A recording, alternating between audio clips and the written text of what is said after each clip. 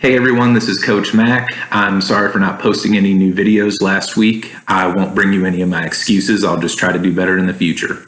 So this week we are going to be working on the glide technique for shot put. In short, the technique involves you starting at the back of the circle, facing away from where you are throwing, before kicking with one leg and pushing with the other to fall into that power position, and then finishing with the hip drive, block, and arm strike that we've been working on. So today I'm going to introduce the technique and one balancing drill to get started, and then we will slowly progress through this technique the rest of the week. So after I finish my coffee, we are going to go ahead and get started here.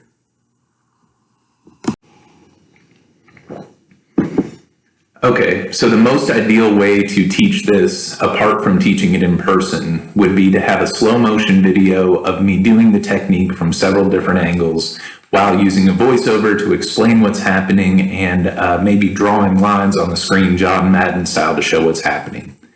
I have not figured out this video technology enough to be able to do that, so I'm going to have to do the best I can with what I've got.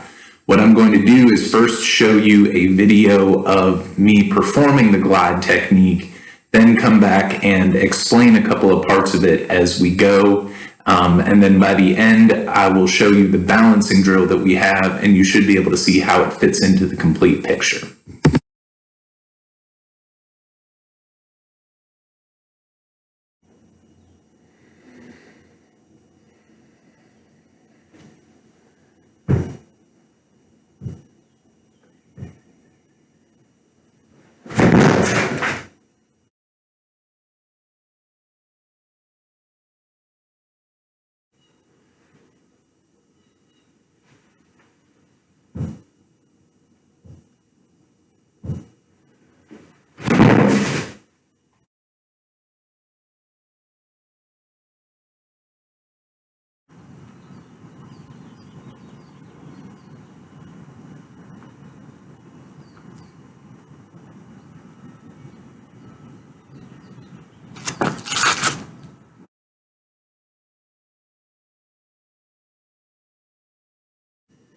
I start my throw facing the back of the circle.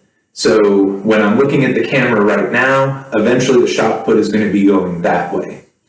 I start with my feet about shoulder width apart, standing tall. I then load the shot put by putting it high in the air and placing it into my neck with my left hand out to the side for balance. My palm will be facing towards the back of the circle.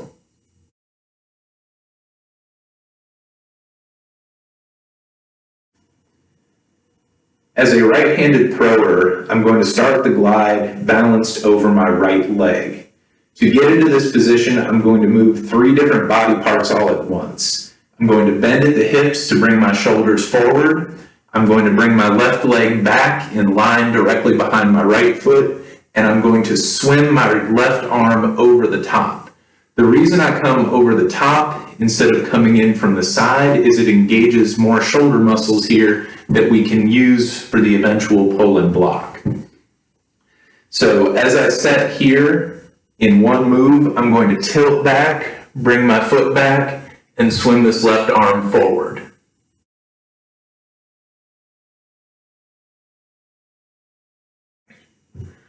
Once I am in the crouched position and ready to throw, I'm going to start the throwing motion by bringing my left leg back and bringing my left foot to the right side of my body.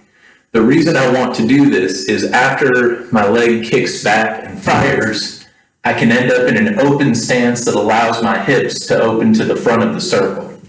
So my left foot is going to start on this side of my body and end up on this side of the body, which will also help turn the hips and bring additional torque into the throw. When I'm in this crouch and wind up, the force of me kicking my left foot is going to drag my body back.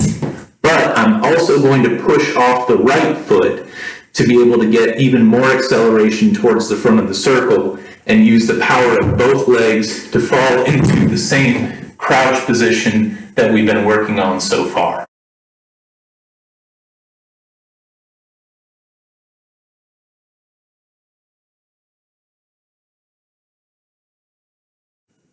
Before we begin getting into the nuance of the technique, one of the most important things to develop as a thrower who wants to glide is the ability to balance on one leg. It sounds pretty basic, but I've seen a lot of throwers who get into a circle and try to glide who can't consistently stay on that one leg or are falling all over the place just trying to stay up. If you're spending energy and force trying to keep yourself balanced, that's energy and force that you can't bring to the front of the circle and put behind your throw. So for this first drill, what we're going to try to do is keep our entire body level and move it from standing upright to 90 degrees while balancing on that leg. So again, as a right-handed thrower, I'm going to balance on my right leg. I'm going to try to keep a shot put in my neck and to swim my non-throwing arm over to practice that technique. But if you are not at that level yet, you don't have to be.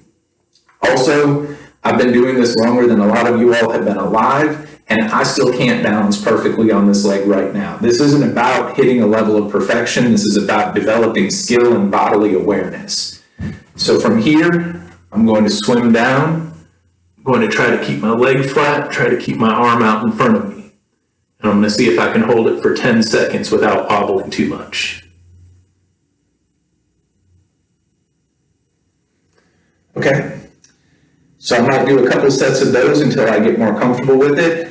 Next, what I'm going to try to do is swim out, find balance, and then squat down on that one leg and bring it back up. I'm probably not going to be able to do more than 2 or 3 of those in a row. That's perfectly fine. Just focus on trying to work through that crouch and then coming back up and staying balanced along the way.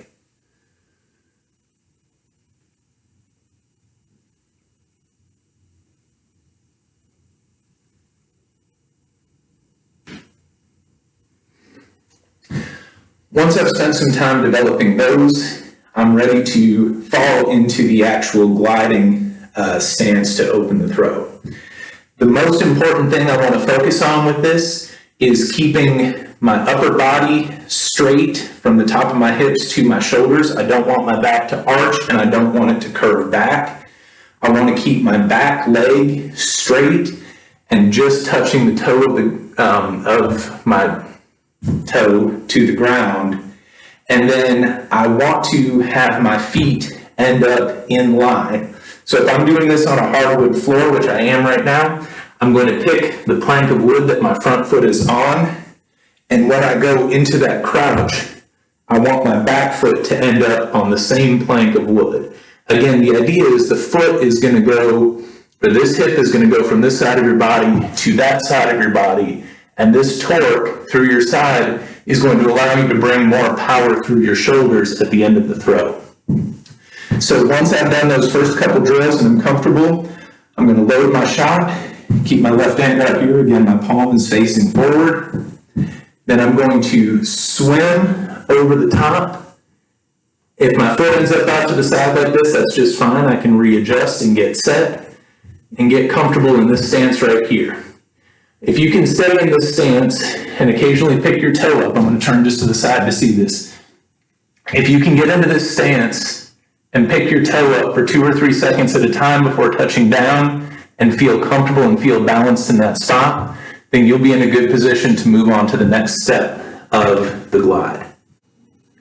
Okay, so that was more talking than I had intended to do. Anybody who I've ever coached who's out there, y'all know that if I get excited about something, I can't really shut up about it.